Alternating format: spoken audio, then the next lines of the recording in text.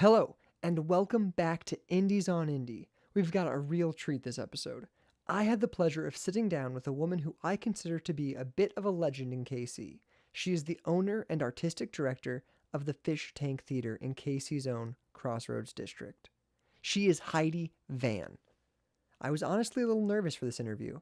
Like I said, she's a big deal here in KC. She produces original, thought-provoking, entertaining pieces at the Fish Tank Theater, and she works alongside a large handful of incredibly talented artists. She is straight up the real deal. So here it is, me and Heidi Van.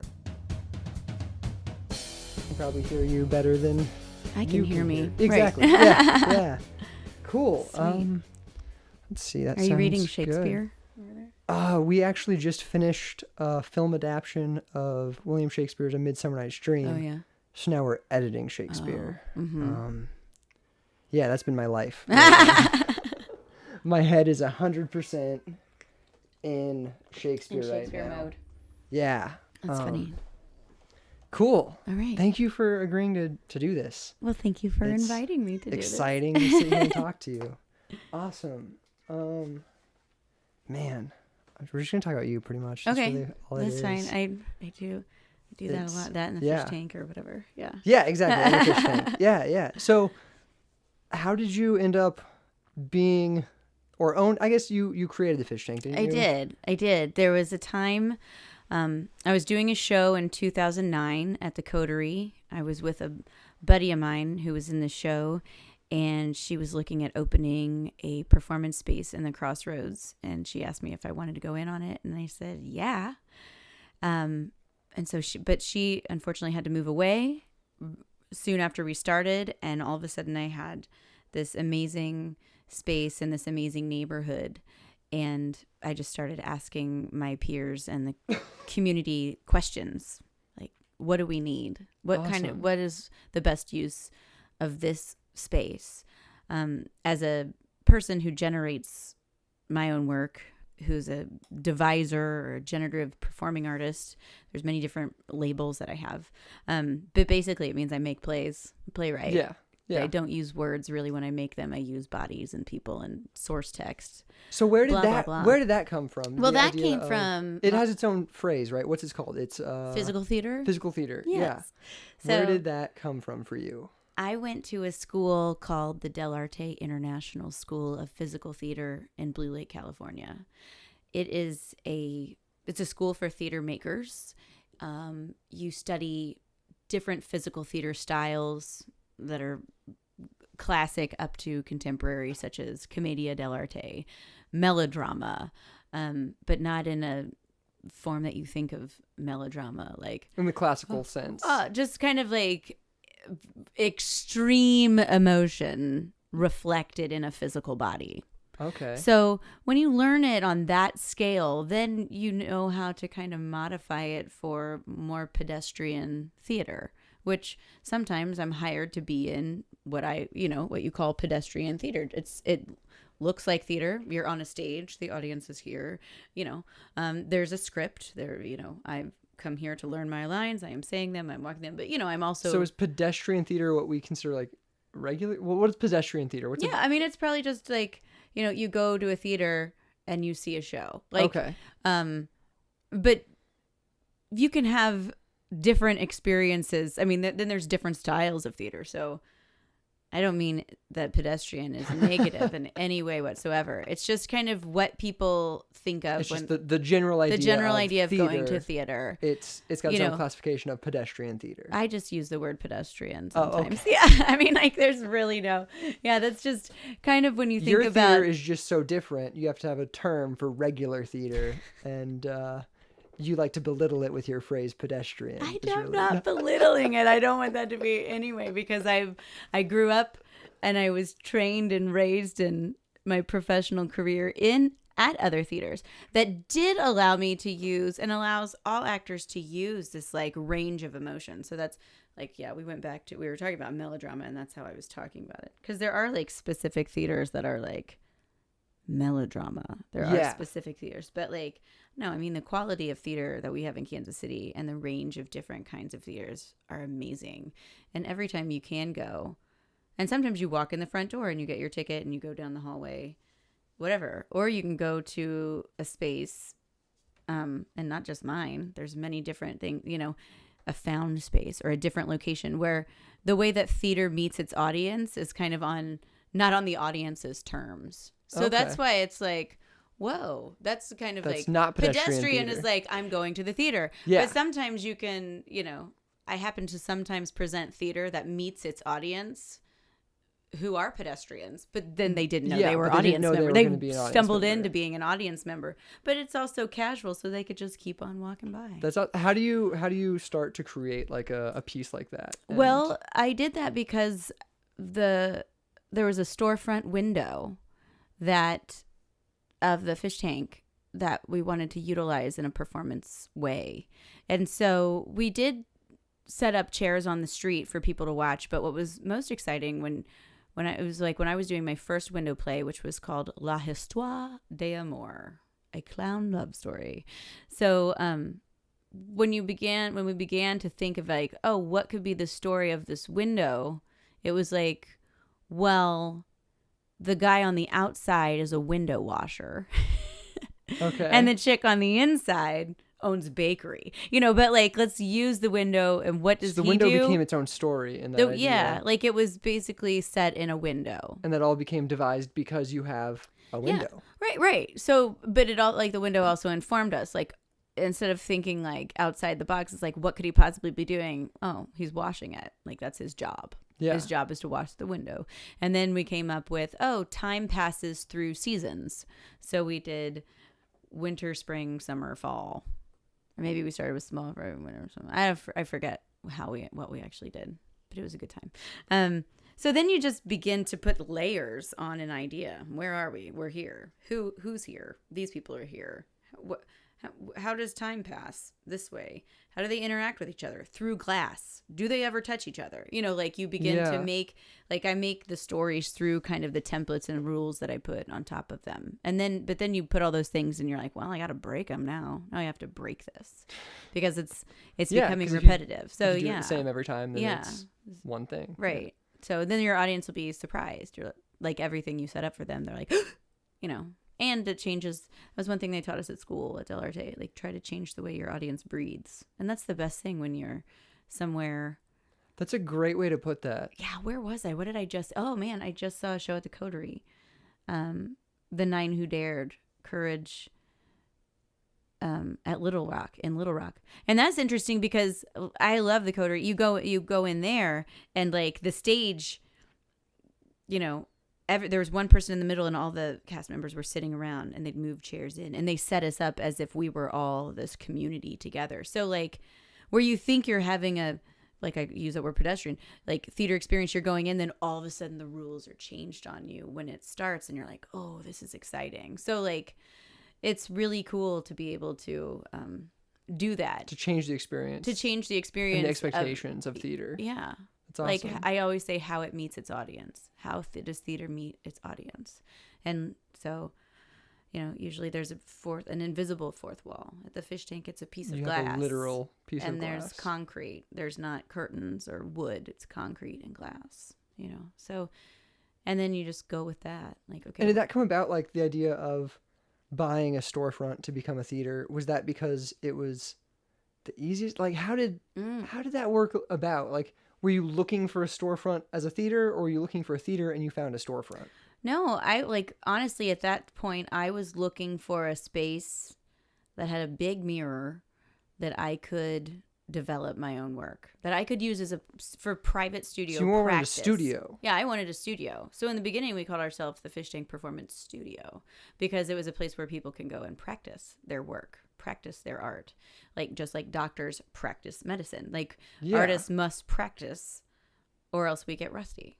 Right? Yeah, definitely. We all have to. I'm in your studio. Like, we all have. This is where you do it. It's where you actively practice your work. And so I acquired another space upstairs, which is my dream. We call it the aquarium, and it is a large hardwood floor, beautiful studio with a big old mirror, and it is everything. It is like all the things. So that's exciting that I have that. because that's a place for rehearsal and that's a place for development. Sometimes I stage my work not in the fish tank because the fish tank is so terribly small. It is very small. Yeah. So if like a lot of times the projects that I do are bigger in scale than the space will provide.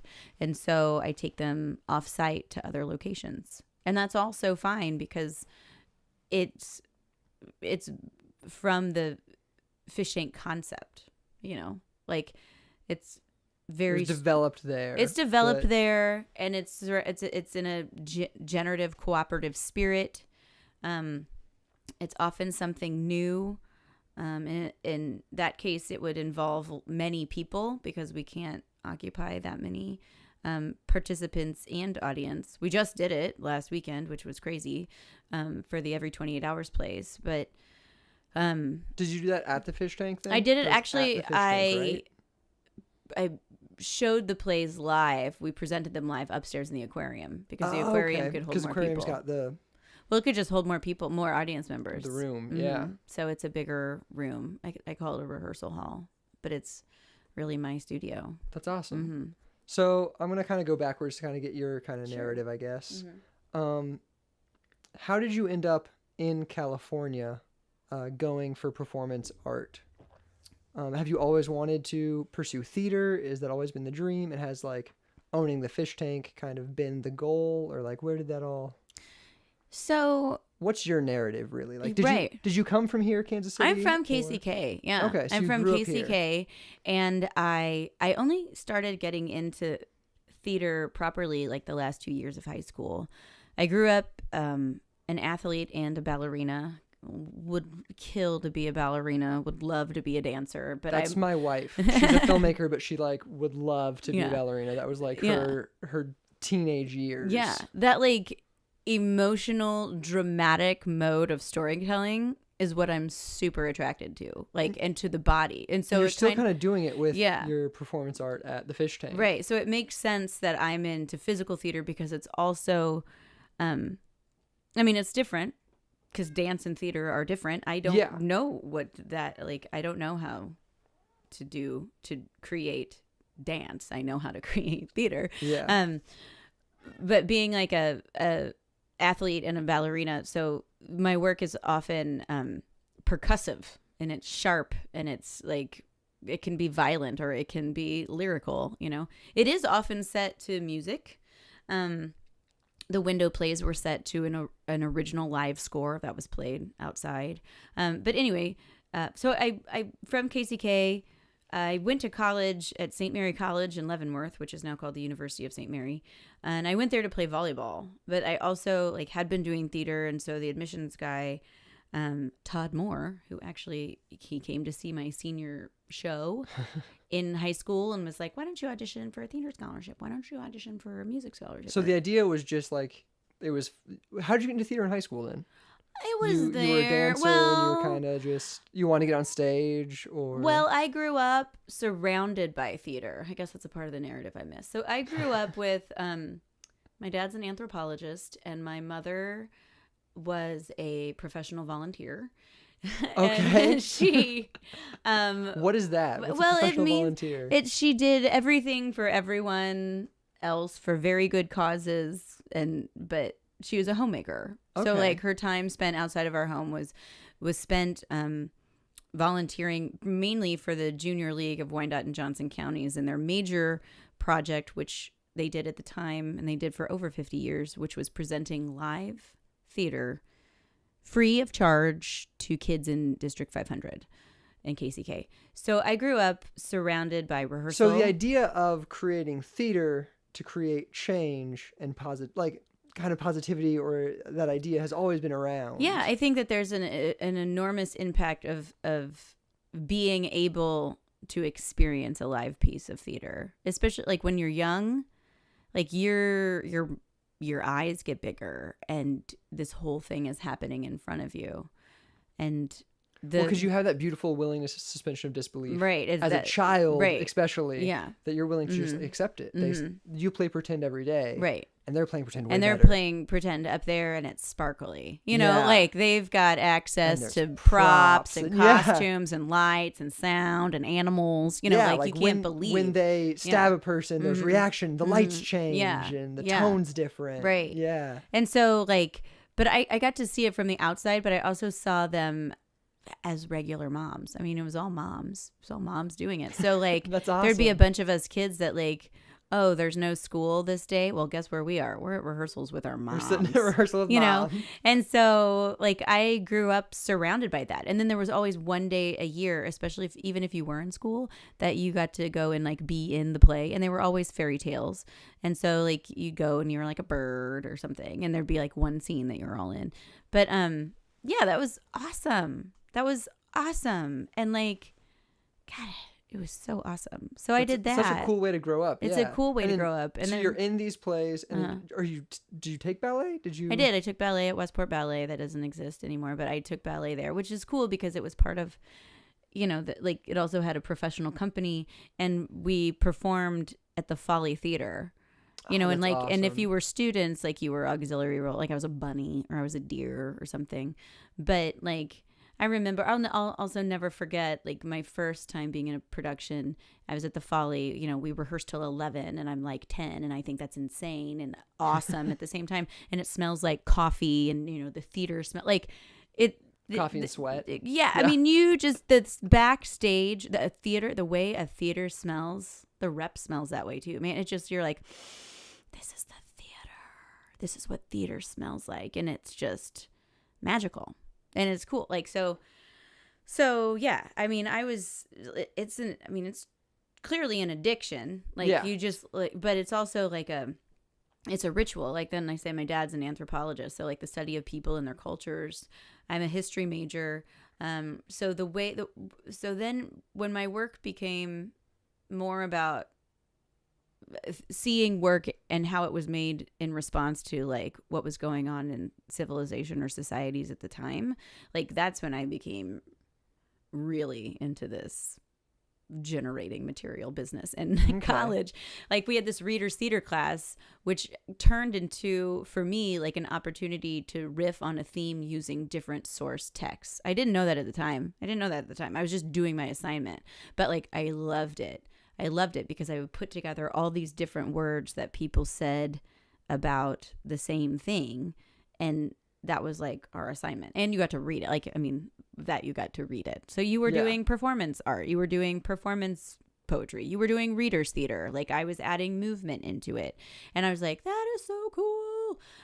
Was this at St. Mary's or was this? Okay. Mm-hmm. Okay. Well, you said you majored in history? History, political science, and theater. Okay, so all three. All three of them. I was there for 5 years. Yeah. Because I studied abroad a semester in London, where, ironically, I worked at a theater as just a PA. I just swept the floor and took the trash out. And so it kind of kept, like, calling to you. It kept calling to me. Yeah. Yeah. And there's a sense that you don't ever know if this is what you can do with your life.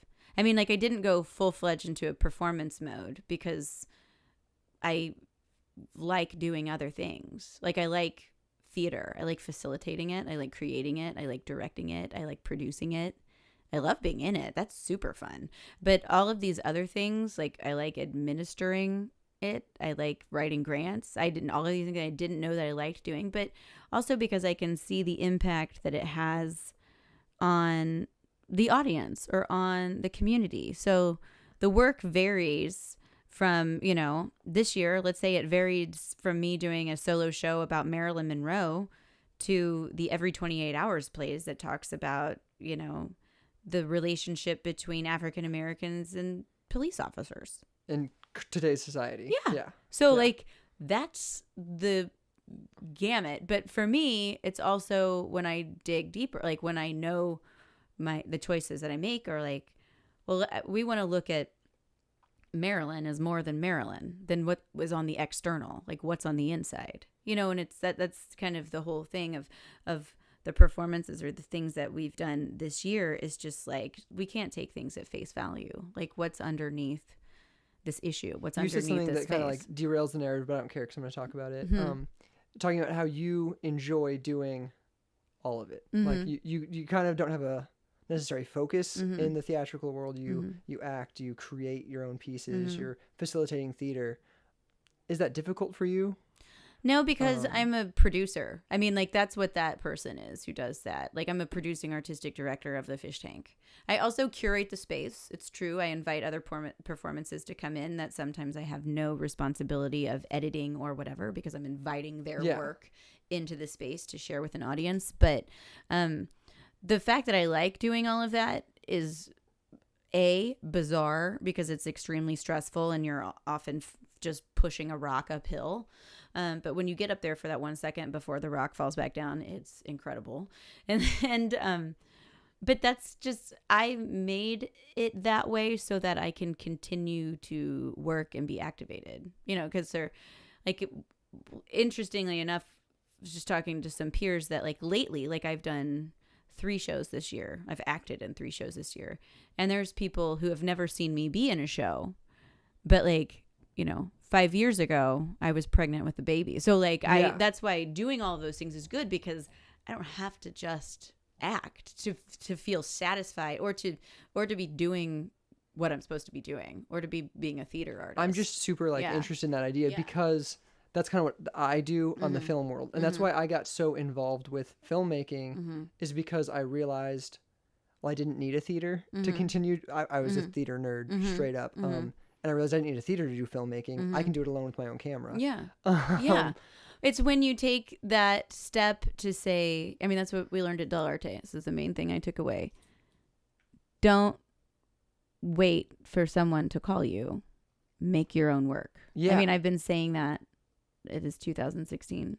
I've been saying that for 15 years since it was told to me. So, and since I've come home, it's like, don't wait for work, make work for yourself. Yeah. And, like, all you need, you need a camera and your participants. I need either myself, a space, and an audience. Like, where can I meet my audience? Yeah. So it's like that. But there's something that me and my friends keep talking about, me and my peers talk about is, do we think we'd be better if we focused on just the one thing? If we could, like, focus our ideas, like, I run camera, I direct, I write my own pieces, I act in them, I produce it 100% as well.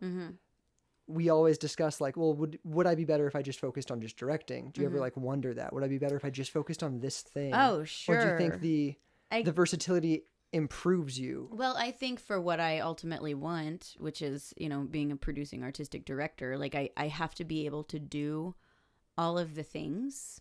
And because that's what my mentor does. He does. I mean, he's not an actor. Jeff Church is my mentor. He's not an actor. He's he writes the grants, he directs the shows, he edits them or curates them or writes them. And then, like, gigs out at other theaters. So, and pushes a conversation. So, like, in that, it's like, yes, I want to be able to be, like, I don't want to just direct. I want to direct at my theater as well as other theaters. Like, I want to have a space where I push the conversation of my curatorial point of view. And so, that's what I do at the Fish Tank. And when I produce outside of the Fish Tank, is I'm involved in projects that revolve around that narrative. But yeah, I mean, so it is hard, because if I was, if I was only, because you have so many balls up in the air at the time, and I don't act that much. Like, I enjoy it immensely. Like, this year made me realize how much I enjoyed it, because I challenged myself a lot this year with the acting work that I did, and that helps me become a better director. Like, that helps me be able to have those conversations when I lead actors. Like, it's changed how I talk to them, how I nurture them, or how I motivate them. So, like, it is so valid for me to have that experience. And also, it's also a different way for me to market the Fish Tank. Like, I'm out here, and now I have this audience seeing me as an actress, but in my bio, they can see that I run the Fish Tank. And they're like, oh, maybe I want to check that out. She's a funny lady. Cool. So, cool. Yeah. So you went from St. Mary's University, though, Where you St. Mary College, St. which Mary is now the College. University of St. Mary. It's very complicated and confusing. Yeah. I went from there to Del Arte. So why the focus on theater then after St. Mary's? Because where you had the history, you had the theater, and you had a third degree. What is it? political science. Political science. Mm-hmm. What made you decide I'm going to go continue to focus on this? Because I felt that if you didn't continue into grad school at that time, I mean, that's just what I felt. I felt pressured to get post undergraduate education as a performer, and thank goodness I did, because I wouldn't be the same person without it. I'd have no idea what I was doing. I don't know if I'd be doing what I'd be doing if I didn't go there. It completely changed everything. But why'd you decide to go there? Because of its emphasis on physical theater. Okay. It's and you were just feeling national really called recognition. To the theater Yeah. performance spectrum at the time. Yeah. Okay. Yeah. Like I wanted to, I had friends who were in the graduate program at UMKC. And at that point, this is the early 2000s, at that point, all of the master teachers of the time at Del Arte would teach a style block in the graduate acting program at UMKC. And over the course of the year, they received the training that a professional training certificate at Del Arte would give them. So they had these intensive style blocks come through, and the projects were just so fascinating, like these generative pieces, these movement pieces. And I'd be like, I want to know more about that. I want to see that, you know? And I had went to IRDAs and auditioned for grad school and was unsuccessful and in like a 3-year MFA situation. And I think it's because I didn't know what I wanted, and what they were is not really what I wanted. So Okay. there's like, I don't know, I just want to go to grad school and get validated. No, that is not why you go to grad school. Do you hear me? Young Heidi Van, because if you haven't validated yourself, like those people aren't going to make you feel better, So why go to grad school then? To get better. Cool. Right. I mean, Yeah. You have to be like, this is my instrument. It throws you into This is that what I world. am. This, and they will be like, this is how you tune it. This is how Perfect. you tune your instrument. So don't be like, my instrument's broken, but it's like, no, we cannot spend this time easing your pain. Let's use this pain. How can we use this pain in the most effective way necessary? Like, how can you access what you need to access? And that's what I learned at my school through a specific, modality, which is like through the physical expression of my body, through physical training modes rather than through like anecdotal or, it's just a different process. And I dug it. And it's how, if you ask the other directors who've worked with me, like, some people work from the outside in, some people work from the inside out. And so like, I like working with, okay, this is this character. This is, like I've got to find her in my body. Like, how does she stand? How does she So walk? you start with the physical. And Yeah, like figure it out from there. I take all the clues and I create this person, and it's like, where do they keep their tension? Where is their, what is their nervous thing? But it's more than that. Like, now that I've gotten older, like I've blended the two methods together because you have to. Like, you can't just do one or the other. Like, it's taken that amount of time for the other side. Like, I pushed myself really hard with the Maryland show this year to really push my, connecting of thoughts in an abstract way.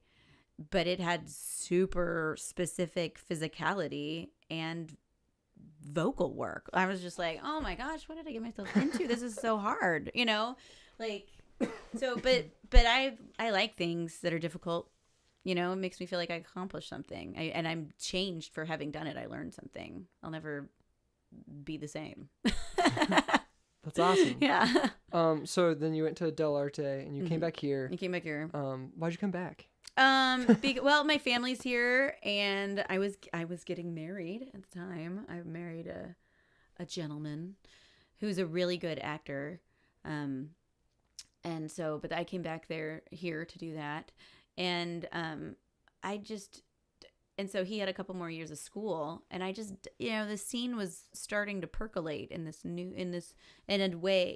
way, like I would perform really weird clown pieces in warehouses. You said that was about 15 years ago, you said? Mm-hmm, Okay. mm-hmm. And so early 2000. yeah, so I got to go and perform. Like I was like, okay, I'm gonna make my own work. I made work specifically wearing a red nose, because that was like a mode of performing that I got into, and my clown didn't talk, so it made me feel better to apparently do that. I don't do it that much anymore, but yeah, I used to do shows in red nose all the time. And I enjoyed it, and I created. And now, was it specifically clowning? Yeah, it's clowning. I mean, I'll say the word clowning, but like then you could talk to me for 5 hours about what I think clowning is, as opposed to what, it's not the scary mask that people are like scared of. It's Yeah, because it's all is it? Yeah, from how I understand clowning is a kind of take on mime. A progression of mime, right? Really. But instead of taking Mm-hmm. Instead of creating objects from nothing, Mm-hmm. they are taking objects and using them in improper or different or unexpected ways. It's kind of the way I've heard it explained. Some clowns maybe do that. I mean, it depends. Okay. Like, I think there's like so many different kinds of clowns. There's birthday clowns. There's rodeo clowns. There's clowns who put on a nose and a wig and they're like, I'm crazy.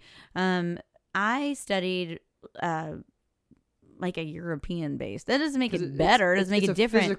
It's physical. Like the as the Lecoq theory is, the red nose is the smallest mask in the world, one that helps us expose our fragility and naivete. And so that's what a clown for me does. Like a clown is this character that is like open to circumstance and more situation, and they observe and respond. And like there's different kinds of clowns. There's like the infant, and the lunatic, I mean, there's like these, either the idiot, yeah. So then there's these different styles of clowns that we see. A clown, back in the day would go around, and only a clown could insult the king, because you're just like, whatever. Because it's like, whoever is just this clown saying it. Who cares? Right. But like, and they could also speak truths that people are like not want to hear, and you could write them off like the as fool character in Shakespeare. Yeah. Like, I mean, because there's clowns, there's fools. It's the same thing today. There's clowns in contemporary society. Robin Williams is a clown. Bill Irwin is a clown. Jim Carrey is a clown.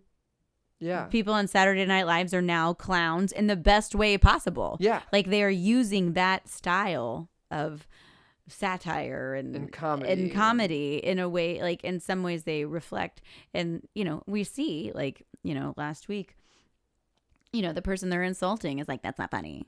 It's like, but they're doing a sketch. Yeah. Like, that's their freedom of expression. That's their freedom of expression too. Like, and if you put yourself out there to be made fun, like we were all made fun of by someone somewhere probably. So, whatever. But it is, so yeah, like, but then going back with my Delarte ism, what it's like, the clowning that I would do is a little, it's Cirque du Soleil, it's movement based, it's a little lyrical, and very physical, very based on like physicality and proximity, and not really language, but sounds and movements, and there is, it's probably more feminine. It's just, my clown shows were super feminine than like my physical theater shows, which are really sharp and maybe more masculine. I don't know. But yeah. So it's just interesting. Clowns can also, like, they're magical. They can't die. I mean, they can't. They'll like die really well, and you'll be like, oh my God. And they'll pop And right they'll up pop and be right like, up. ha ha! So like, it's like the idea of that character is fascinating. And it's just like, it was a muse. Like the Is that a idea character you of a still person. play with, kind of? Well, like I push forward to look for contemporary clowns. Like in 2010, Bess Wallerstein and David Wayne Reed and I created these shows about this person named Brinzy Cardilton, who is a faux reality star. Like all the people famous for being famous, we made into one person, and that person is a clown without a nose. Yeah. It's a clown. So there's your contemporary clowns, and like she did have words and she did talk, and like it was weird. The weirdest thing is the most outrageous thing we would think of like ended up happening. Like to these like later on, like after our show was done, it was like, are you kidding? Yeah. Because like that's reality show. That's like reality show culture. It is, it just in pop culture, like anything you can think of can actually, that could happen. Like we thought was funny, but then it's like, oh no, that's where it's going. When it gets real, It gets it's getting real and it's going too far. Somewhat terrifying. Yeah. It's like, oh my gosh, are we soothsayers? It's like, no, just they're that predictable. Now, was that an idea to start with, like, let's make a contemporary clown show? Or did you start developing the show and realize, oh, this is a clown character? Well, I became obsessed with Lindsay Lohan in about 2010. Like at the beginning of that, like, ride of hers that she went on. So this is, 2009, maybe 2010, just like everywhere I was like, what is this person? And at first I was just wanting to do this thing about Lindsay Lohan, and then I told my friend David, and then it went from there. Like it always builds. Yeah, it always builds, and it's like, oh my gosh, it's like, yeah. And so then she had a mother and she had a sister, and she had a experience, and it was awesome. Like it was so fun. We won a best of pitch award for that show. It was called White Nose Christmas, a tabloid nativity of rehab and rebirth, and we won best stocking stuffer from the best of pitch awards as like best Christmas show or whatever. Oh, that's cool. Yeah, so it was really awesome because it was a really good show that at the end like had heart. Like we can laugh at things. That's what we like doing. That's what I like doing. Now, was that a Christmas show? Just 'cause I'm curious, because it was near Christmas, and you're like, oh, we'll just center it around this, or did you like were developing it, and you're like, oh, Christmas would be a good environment for this? I think that's like the spot we put it in. Like it was the spot we put it in because like just based about time, but it was really interesting because what happened to Brinzy was kind of what happened to Ebenezer Scrooge. Like she got, her whatever number of DUI, she got put in a jail cell, and throughout that night on Christmas Eve, like the ghost of Christmas past, present, and future came, and also she went through a 12-step program. So it's just like throughout the course of the thing. And the next year we did it again. I mean, we were going to do like a sequel at Christmas time, but I was pregnant. And we couldn't do it at Christmas time because I would have given birth already. So we did it around Thanksgiving, up into a point where I could feasibly still perform and not give birth on stage. And that one was called Bump.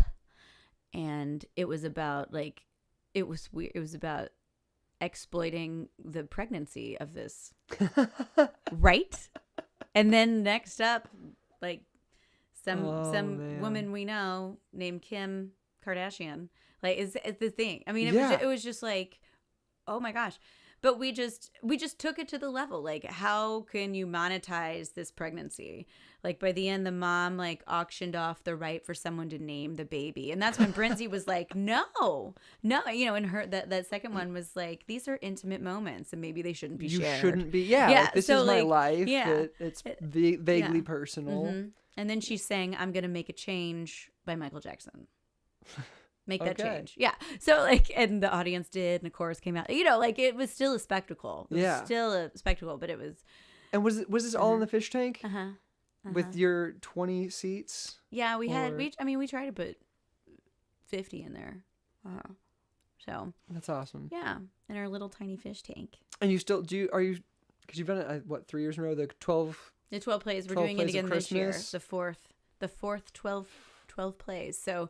That's fun. We're putting together our company right now, And yeah, I themed this one.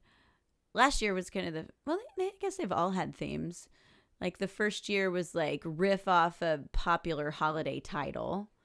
The second year was like a reprise, and we put in some new pieces.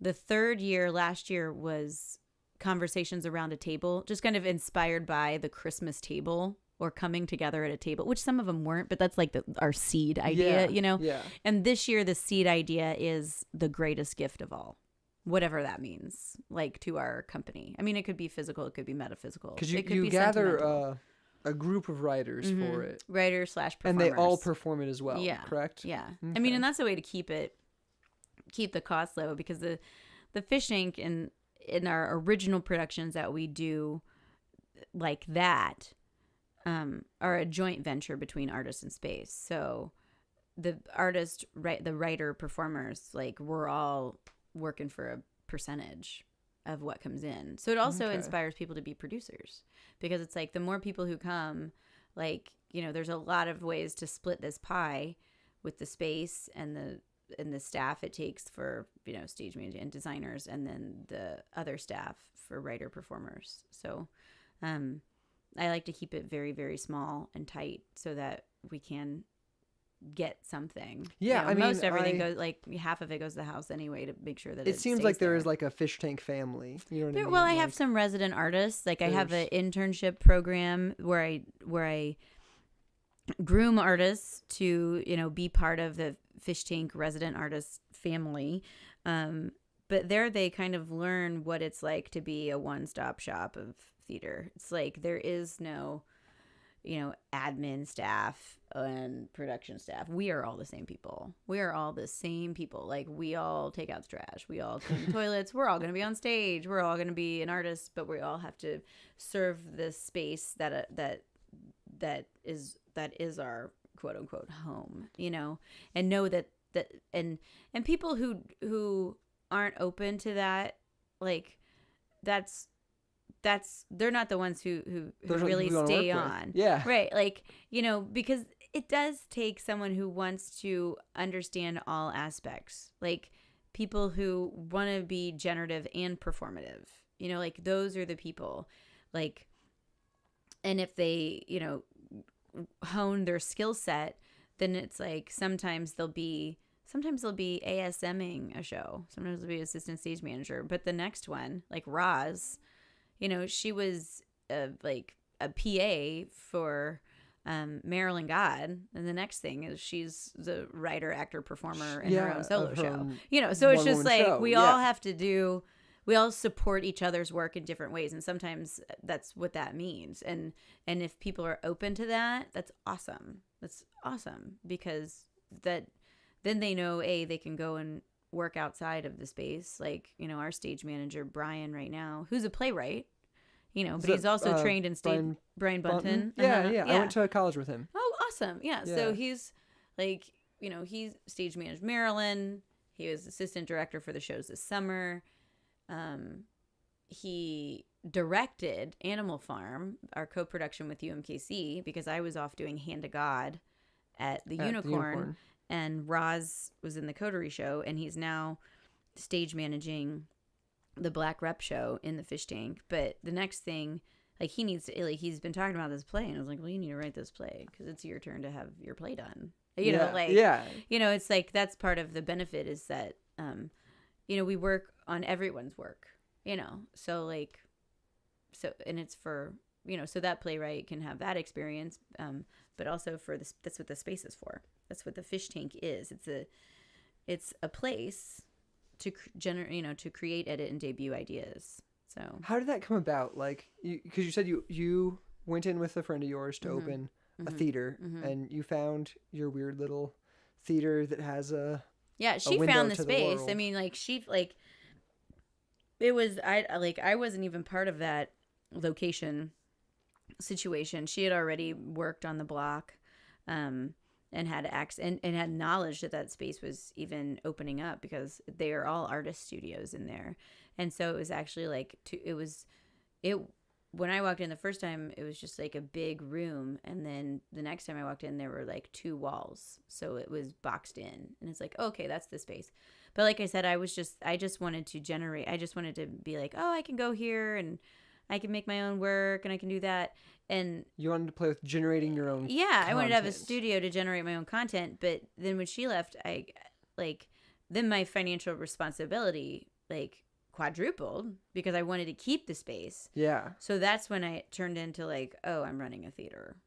You know, like, oh, I'm running a space. First, it's like I'm running a space, and then it's like, oh, this is a theater. This is a theater. But just recently have I thought like, oh wow, this is a because I just changed the name of it like last summer to Fish Tank Theater. Like I called it Fish Tank Performance Studio forever.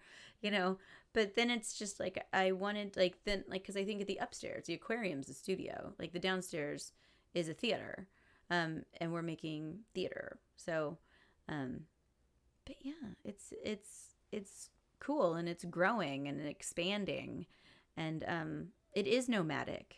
Like, and that's because the fish tank is a concept. The fish tank is a concept of creating, editing, and debuting ideas. Debuting ideas just around the Kansas City area. Yeah, almost. like it can't. It doesn't have to be in one specific location. I mean, that's inspiring. Like the city's inspiring to me. It's like how what other places can we take work to meet people? Like where can we meet people? And with like not that I have any in mind, spontaneous performance, but like also like I'm working now with the Every 28 Hours plays. We have a community outreach program that we can share these plays, but also get their response, because it's something that I want to. So what was the Every 28 Hours plays? The Every 28 Hours plays was a collection of 72 Is it a was? Plays. Is it a past tense or is it continual kind of present tense? It's happening around the nation right now. Okay. So last year I was invited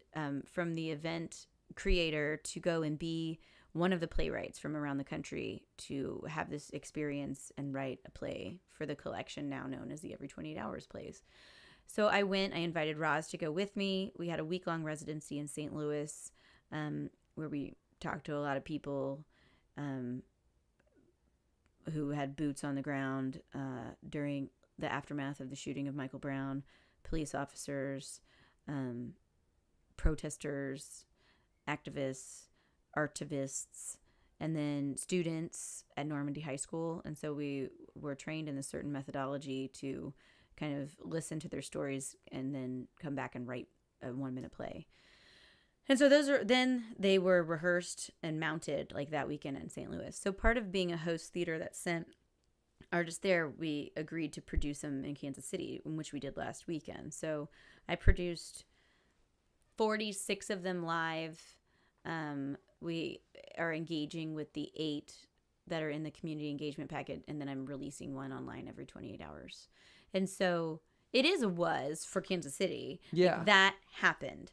And so, but what's more important now is like, okay, what do we do now? That happened. How do we move forward? What's next? Like just literally what's next. So even if people saw it or if they were a part of it or, this community engagement dialogue that we're doing is a way, like when I go back to talking about like my anthropological and archaeological father is digging up these stories. Like I like digging up stories by people who don't necessarily have a platform to tell them. So that's where, and I started doing that in 2007 when I started working in prisons and juvenile detention centers, like doing creative writing and playmaking.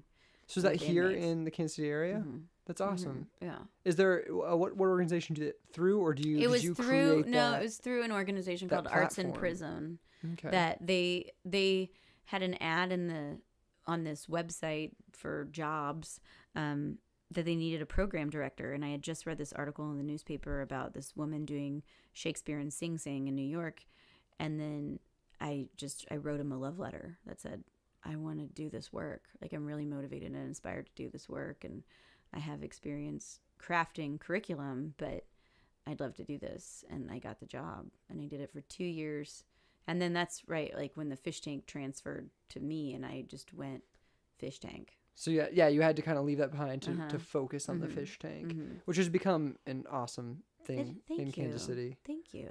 Very prolific in its content yeah, creation. It's growing. It's so exciting, and it's a privilege and an honor to do this work and to be trusted by a community, by audience, by patrons, by funders, to be able to have a place in the artistic landscape of our city. It's incredible. It's an awesome feeling to have, and it's a big responsibility that I take seriously.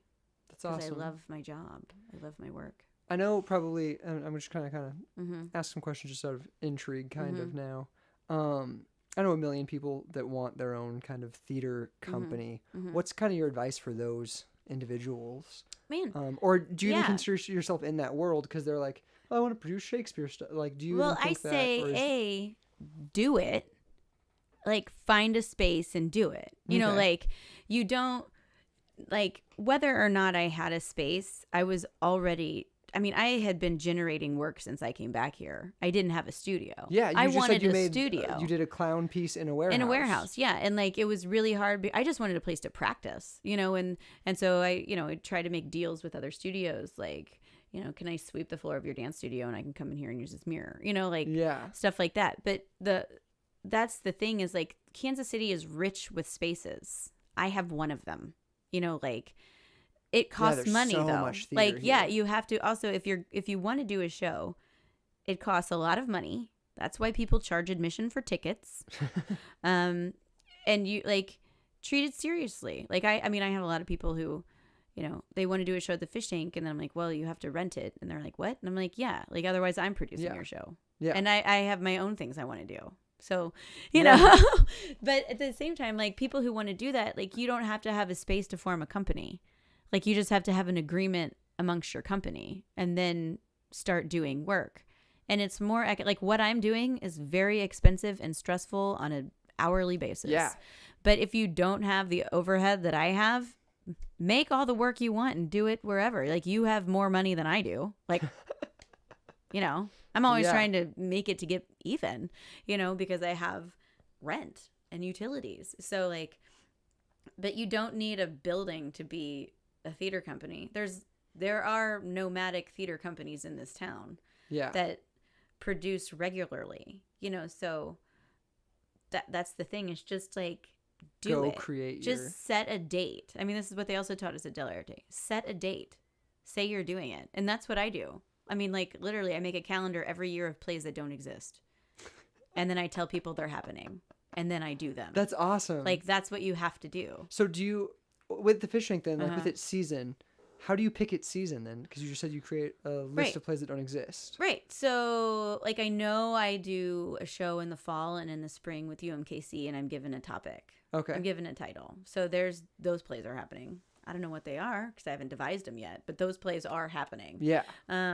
There's a show we do now. We've been typically doing 2 fringe shows, so that happens in the summer. I don't know what they are, but I know that they're happening. Now, is that devised by the fish tank, or is it just you let fringe use your space? I let both. Like, okay. Like this year, both original fish tank productions were in the fish tank.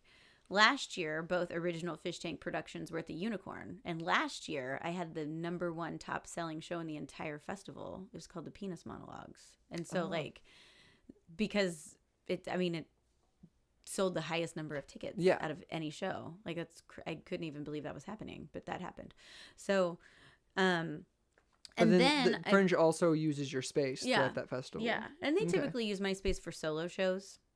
Like one person shows? Mm-hmm. It's perfect for that. It's so perfect for that, you know, and those people who come in, those artists that come in with solo shows, they have their stuff together. They're not local, they're national. Like, they know how to tour their shows. Yeah. In and out, very flexible, and they're like, "Oh, this is great." Yeah. So, like, that's cool, because if you need more space or time, like, it's not equipped for that. Yeah. Like, it's small.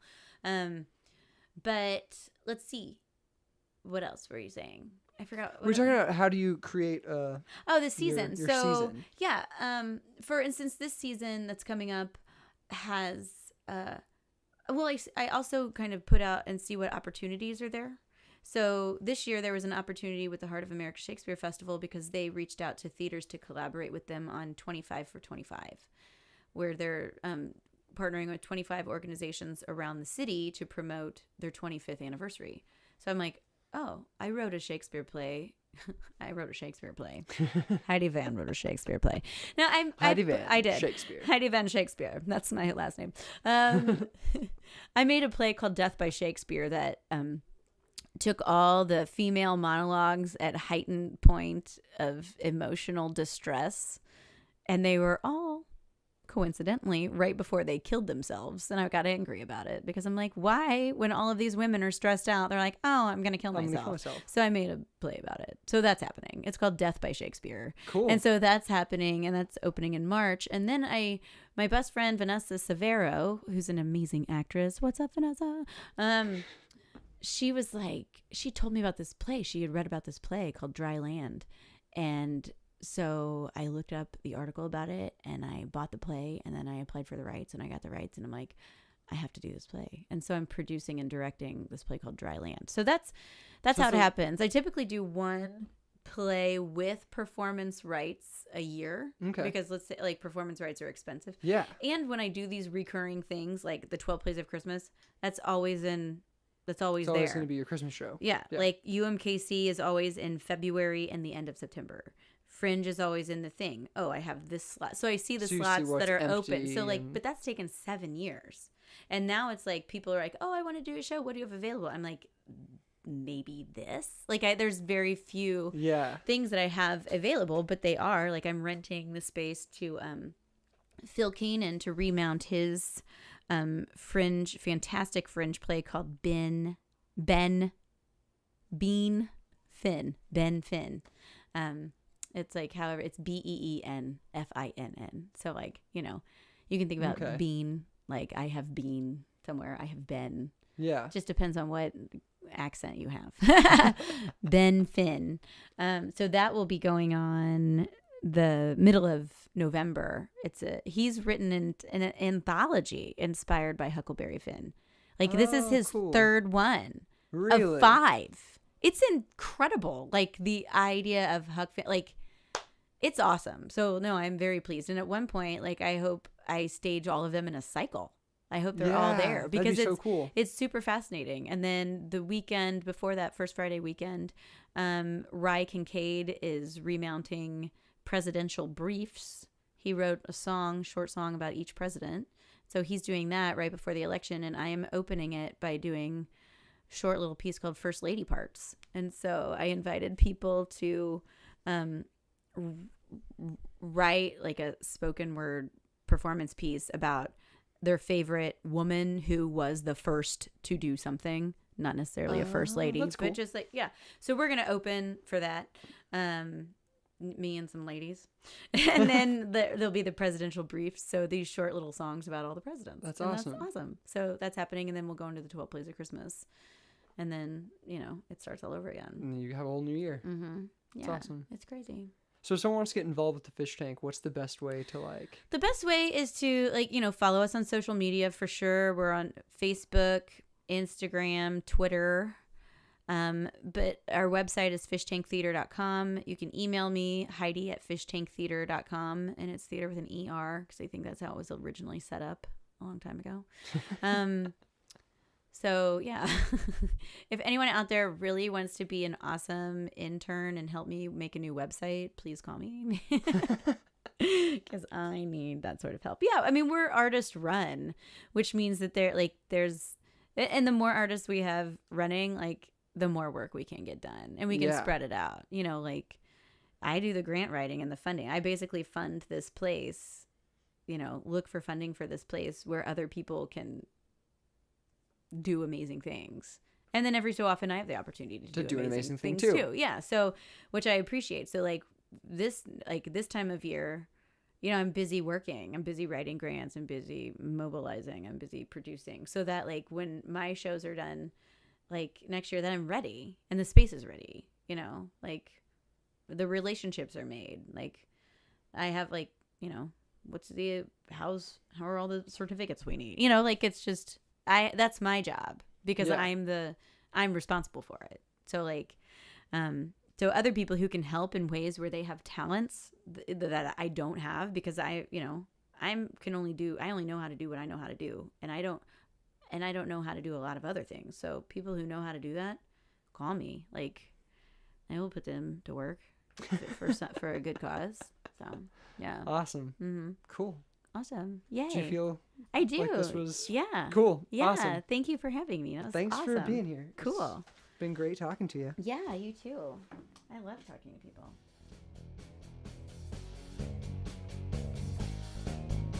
All right, that was awesome. Now go check out all the amazing work Heidi is producing at the Fish Tank Theater. Also, check out our producer, IX Productions' YouTube page for more quality content. And we at IX Productions have a live show co-produced by Sky Parade Circus called Laugh KC coming up on November 3rd. Tickets are on sale now at laughkc.brownpapertickets.com. Come out and support local at this live comedy show featuring 6 of the best KC up-and-coming comedians. Get your tickets now so you'll be able to say you saw them live before they were a big hit. All right. Now I know you're all wondering who's coming on the show November 9th, and I'm happy to announce it's Baron Michael Redman, owner and founder of Collective Vision Studios, a film company in Kansas City dedicated to helping fledgling filmmakers create their art. He is also the director and creator of the web cinema series Captives. Episode 4 comes out Saturday, November 5th, so we will definitely be talking about that. Now go watch Captives, then tune into Indies on Indie on November 9th to hear from Baron Michael Redman. Till next time.